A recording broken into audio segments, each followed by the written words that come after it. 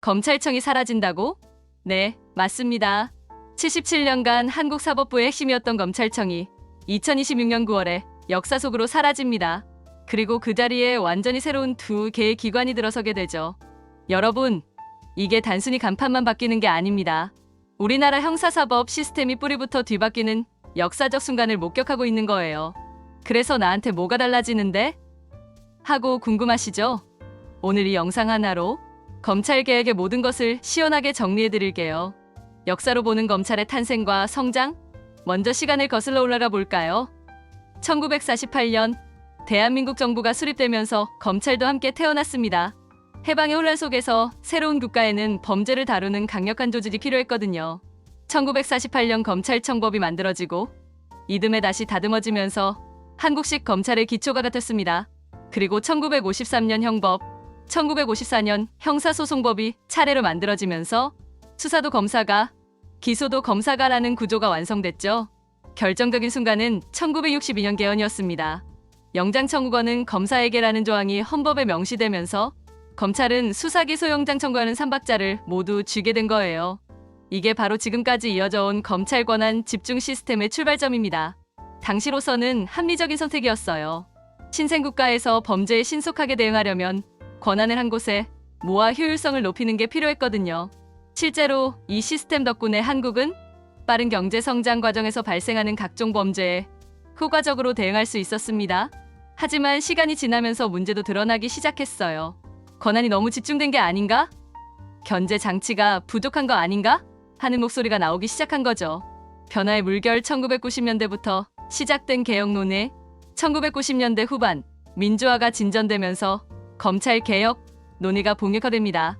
정치적 사건 수사에서의 중립성 논란, 과도한 피의 사실 공표, 전관예우 문제 등이 반복되면서 사회적 비판이 커졌거든요. 수사와 기소를 분리하자, 경찰과 역할을 다시 나누자는 목소리가 나오기 시작했어요. 하지만 쉽지 않았습니다. 기존 시스템을 바꾸는 건 엄청난 일이니까요. 그러다가 문재인 정부 시기인 2019년부터 2021년 사이에 드디어 큰 변화가 시작됩니다. 첫 번째가 공수처, 즉 고위공직자범죄수사처의 탄생이에요. 2019년 법이 통과되고 2021년 1월에 공식 출범했죠.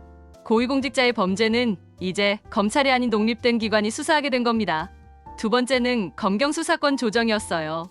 2021년부터 단계적으로 시행된 이 제도로 경찰이 1차 수사 권한을 갖게 되고 검찰은 보완 수사를 요청하는 역할로 바뀌었습니다. 2022년에는 한 발 더 나아가 형사소송법과 검찰청 관련 법이 개정됐어요. 검찰이 직접 수사할 수 있는 범죄를 부패경제 등 극히 예외적인 영역으로도 튄 거죠. 큰 틀에서 보면 검찰 직접 수사 축소, 경찰 1차 수사 중심으로 방향을 틀었습니다. 2026년의 빅뱅, 검찰청 해체와 새로운 시스템, 그리고 이제 2026년 9월 시행을 앞두고 있습니다. 정부 조직 개편이 통과되면서 아예 검찰청을 없애고 수사와 기소를 완전히 다른 기관으로 분리하기로 확정됐어요. 핵심 내용은 이렇습니다. 수사는 중대범죄수사청중수청이 담당, 기소와 영장 청구, 공소유지는 공소청이 담당, 기존의 검찰 조직은 폐지되고 기능이 분리 재편, 법 공포 후 유예기간을 거쳐 2026년 9월부터 본격 시행됩니다. 지금은 각 기관의 인사예산전산을 포함한 세부 이행계획이 순차적으로 마련안내되고 있습니다. 왜 이렇게까지 바꾸려고 할까? 왜 이렇게까지 해야 하나? 궁금하시죠? 세 가지 큰 이유가 있어요. 첫째, 권한 집중의 위험성을 뿌리 뽑기 위해서입니다. 한 기관이 수사로 사건의 윤곽을 그리고 기소로 재판의 열쇠까지 쥐면 권력 오남용 시 파급이 너무 커요. 수사 단계의 판단과 기소 단계의 판단이 서로 견제하고 교차 검증하기 어렵다는 비판이 오랫동안 있어 왔거든요.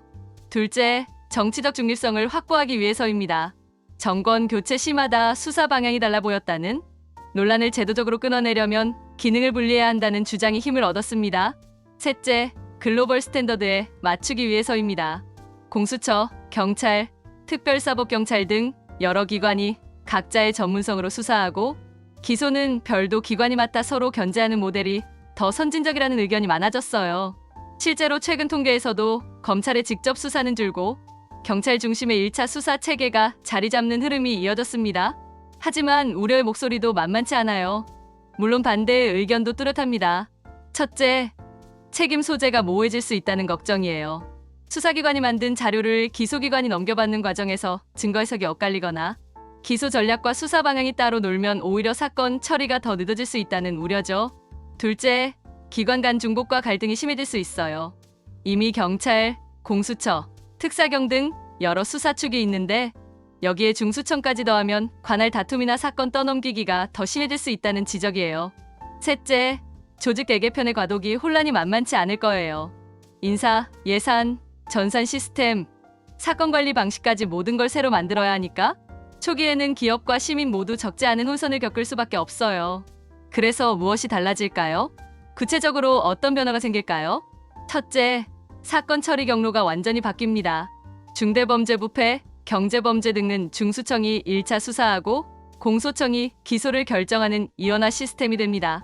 다른 범죄는 경찰, 특사경, 공수처가 수사하고 기소는 공소청이 총괄하게 되죠. 헌법상 영장 청구권은 여전히 검사에게 있으므로 공소청 소속 검사들이 영장과 공소 유지 업무를 담당하게 됩니다. 둘째, 기업과 시민 입장에서는 어디서 누구에게가 달라져요. 예를 들어 기업 관련 사건이 생기면 어느 기관이 조사하고 어느 기관이 기소를 결정하는지 파악하는 게 중요해집니다. 과도기 시행 전후에는 특히 더 꼼꼼히 확인해야 할 거예요. 셋째, 권력기관 간 균형이 재조정됩니다. 이번 개편은 검찰만 바뀌는 게 아니라 다른 권력기관 개편과 함께 추진되는 큰 그림의 일부예요. 권력기관 전체의 견제 시스템을 다시 설계하는 작업이거든요. 성공의 열쇠, 5가지 핵심 과제. 이 개혁이 성공하려면 다음 5가지가 반드시 해결되어야 해요. 첫째, 사건 분류와 관할의 명확화. 무엇이 중수청이 담당할 중대범죄인지 명확하게 정해야 합니다. 기관 간 경합이 생겼을 때 적용할 우선 규칙도 세밀하게 만들어야 해요. 자의적 해석의 여지를 최대한 줄여야 합니다. 둘째, 증거 전달 시스템의 표준화. 수사 기록이 기소기관으로 넘어갈 때의 체계를 완벽하게 만들어야 해요. 증거물 관리, 디지털 포렌식 검증의 독립성, 보장 등이 흔들리면 억울한 피해자와 잘못된 기소가 동시에 늘어날 수 있거든요. 셋째, 공소 유지, 전문성 강화. 수사기관이 모은 증거를 법정에서 설득력 있게 제시하는 건 또 다른 전문 영역이에요. 공소청의 교육, 인사, 평가 시스템을 새로 설계해서 이 분야의 전문성을 키워야 합니다. 넷째, 정치적 독립성 확보. 수사기관과 기소기관 모두 인사와 예산에서 독립성을 유지하면서도 적절한 책임을 지도록 균형을 맞춰야 해요. 국회와 감사원, 사법부의 견제도 투명하게 작동해야 하고요. 다섯째, 국민이 체감하는 개선. 결국 피해자 보호, 피해자 인권, 신속한 처리 같은 체감 지표가 좋아져야 합니다.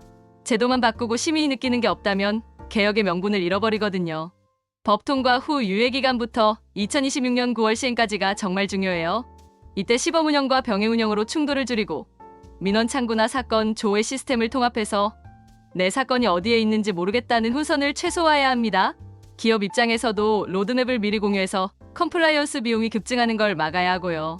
해외 투자자들도 한국의 새로운 사법 시스템을 이해할 수 있도록 충분한 안내가 필요합니다. 진짜 중요한 건 문화의 변화. 마지막으로 이번 개편에서 가장 중요한 포인트를 말씀드릴게요. 제도만 바뀐다고 끝이 아니에요. 문화와 관행이 함께 바뀌어야 합니다. 수사기관은 신속하고 정확하면서도 인권을 존중하는 수사를, 기소기관은 공정하고 설득력 있으면서도 책임감 있는 기소를 각자의 핵심 가치로 삼아야 해요. 그리고 언론, 정치권과의 건강한 거리두기도 제도적으로 뒷받침되어야 합니다. 공수처, 경찰, 특사경, 중수청, 공소청이 적절히 경쟁하면서도 협력하는 생태계가 만들어져야 권한 남용은 줄고 잘못된 판단의 비용은 커질 거예요. 반대로 기관 간 힘겨루기나 정보 독점, 과도한 성과 경쟁이 벌어지면 시민의 신뢰는 오히려 더 떨어질 수 있습니다. 그렇다면 우리가 원하는 사법 정의는 무엇일까요? 지금 벌어지고 있는 논의는 단순히 간판을 바꿀 것인가를 묻는 게 아닙니다. 우리가 어떤 사법 정의를 원하는가를 묻는 과정입니다. 한국 검찰은 1948년 출범 이후 77년 동안 수사, 기소, 영장이라는 강력한 결합 구도로 달려왔어요.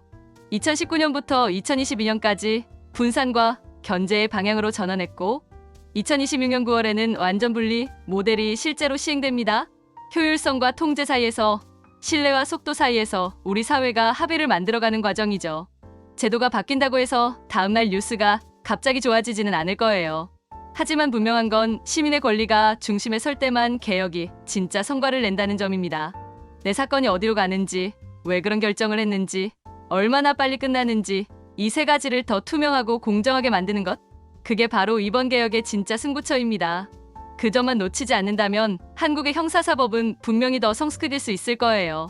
오늘 영상이 검찰개혁에 대한 궁금증을 조금이라도 해결해드렸기를 바랍니다. 댓글로 궁금한 점이나 의견을 남겨주세요. 시청해주셔서 정말 고맙습니다.